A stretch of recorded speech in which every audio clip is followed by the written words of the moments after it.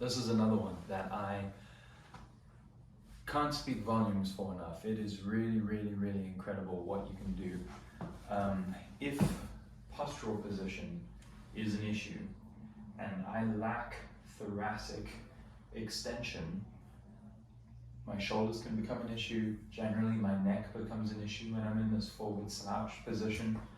But if my thoracic mobility is limited in rotation, this is the way that I'm going to treat it. And it's a neuromuscular feedback loop that helps reset bad patterns. And so what I'm going to do, I'm going to start out by putting my hands behind my head. I'm not going to crane on my neck and create any extra strain there, but I'm just supporting my head. And I'm using my elbows as my reference points.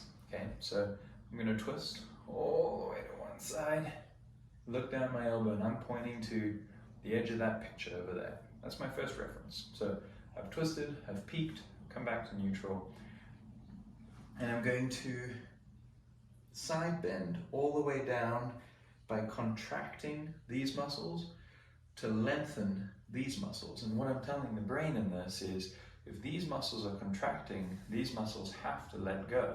And so it resets a lot of that neural patterning that the body so easily falls prey to. Excuse me.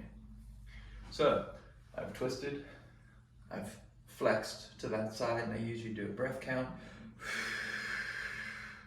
Come up, stay rotated, still pointing at the side of that picture, but magically, I now have all this new range. So now I'm pointing to the edge of the next picture on the wall.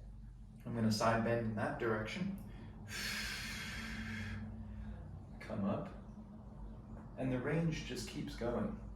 So I'm going to do this multiple times on each side, testing and retesting those ranges. And I'm going to look down at my reference, flex, look down at my reference, flex, and I'm going to go through that systematically, adjusting and addressing the tightness in my thoracic spine. And what this should do for me is, if I can stretch, and a lot of times if I'm stretching in this plane, the small stabilizing muscles on my spine in the front that very rarely get stretched, because not all of us are doing back bends, those muscles are now stretching, and I'm creating a mobile, but functionally mobile spinal position that lasts a lot longer than, if there's a better example I would give it, but if I was just to do a static hamstring stretch, that doesn't last as long as if I were to retrain the brain in the neurofeedback loop, which we have one for that for hamstrings, which I'll do next.